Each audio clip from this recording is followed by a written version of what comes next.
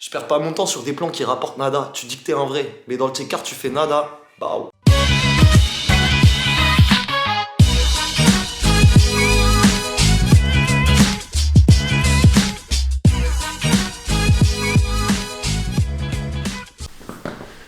Salut l'équipe, petit disclaimer à propos de cet épisode. Cette semaine, ça a été très intense en termes de cours, en termes de sorties, etc., etc. Donc on va pas faire beaucoup de contenu pour cet épisode. C'est des choses qui arrivent. Malheureusement, on peut pas faire tout ce qu'on veut dans la semaine, quoi, tout simplement. Donc voilà, c'était pour vous prévenir. Mais il y a quelques trucs cool quand même, donc vous pouvez continuer de regarder. Mais juste pour vous prévenir que ça sera un petit peu différent de d'habitude. Voilà. Ah oui, et aussi, vous attendez pas à ce que les transitions elles soient vraiment très fluides.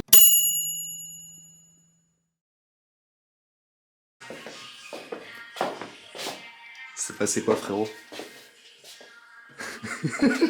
C'est que de l'eau, du coup, parce que c'est avec la spatule. L'homme tâche est de retour. C'est terrible. Si t'avais un pouvoir, ça serait celui de te tâcher. Mais tu sais que normalement, je me tâche. Vraiment, jamais.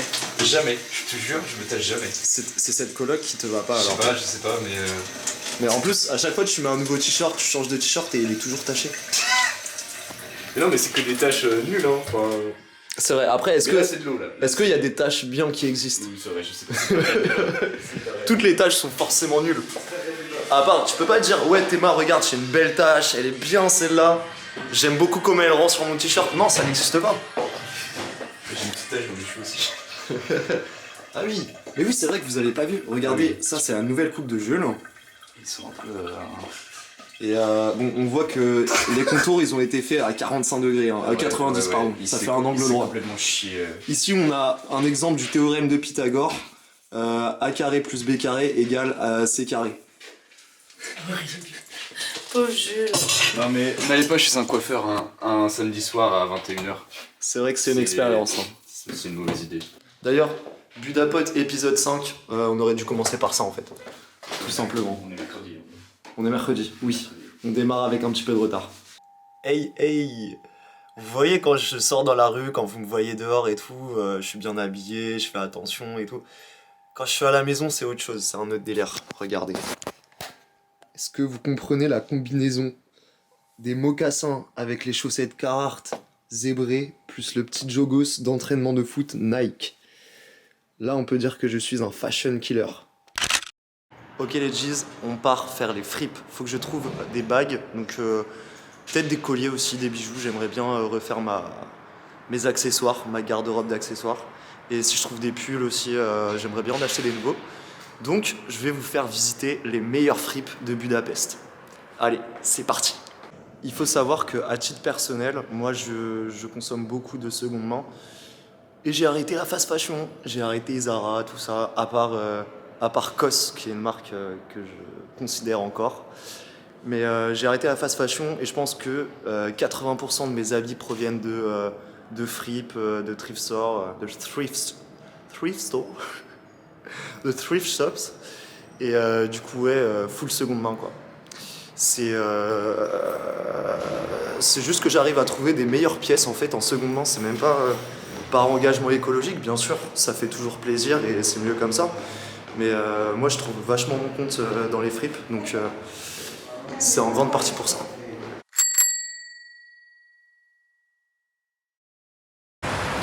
Alors du coup on commence avec une des fripes les plus emblématiques de Budapest qui s'appelle Spoutnik et c'est juste à 2 pas de chez nous. Et ça ressemble à ça. C'est la fripe en question.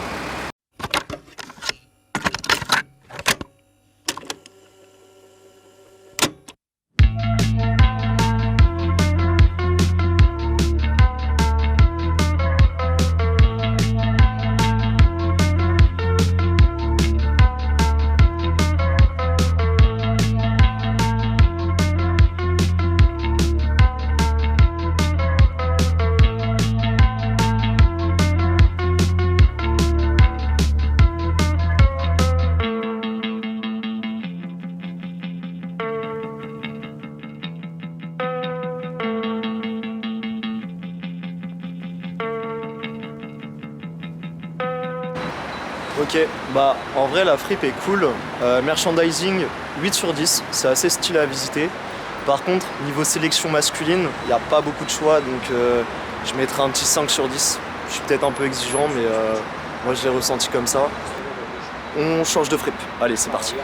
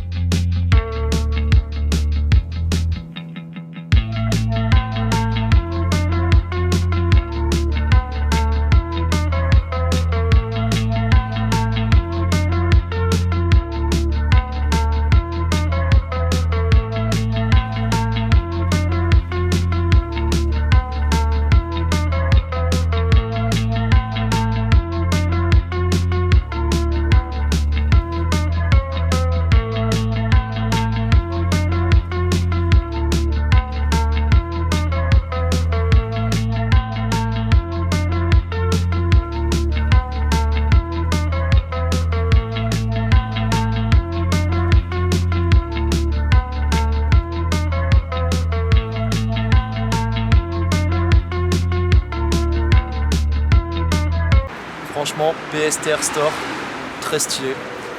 Moi je mettrais 9 sur 10 pour le merch.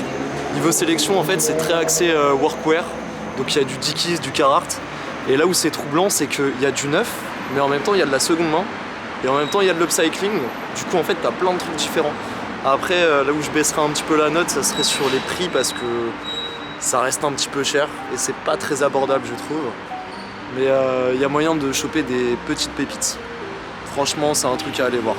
Donc en global je mettrais un petit 8,5 sur 10 en tout sur la sélection, le merch et les articles que tu vas trouver là-bas. Allez, prochaine fripe.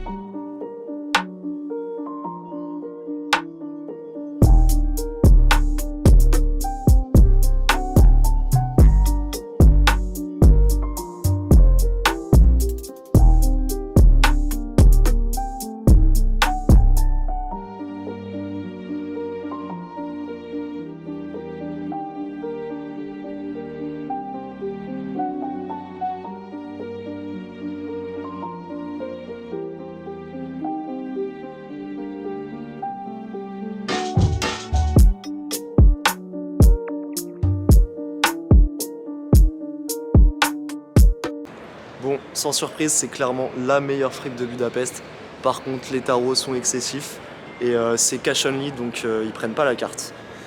Et je voulais acheter un pantalon et du coup, je me suis fait niquer parce que les ATM d'à côté, c'est les distributeurs d'espèces. Ils prennent un taux de conversion de 330 forains, donc tu te fais niquer en fait, donc faut aller ailleurs. Et du coup j'ai grave le seum, mais incroyable cette fripe, genre t'as de l'espace partout et la sélection est folle, juste folle. Genre t'as du workwear, t'as de l'héritage, t'as des marques coréennes, sud-coréennes et c'est exactement ça que je cherchais, donc enfin, c'est totalement fou. Bref, Retroc, c'est de la frappe.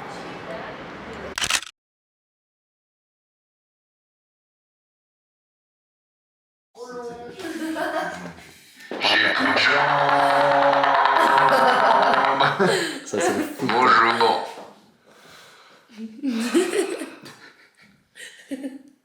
Ah non, c'est pas mon café, c'est pas le mien. It's Sanders. Ouais. Calm down, please. Ok, pardon. Désolé. Ça fait, Ça tout fait voir mes pile, yeux. ça fait tout pile un mois qu'on est arrivé Oui. à Budapest. Voilà. Joyeux 1 mois à vous les gars. Ouais, joyeux un mois dans Joyeux. cette coloc. Ok. Joyeux un mois. Joyeux un mois.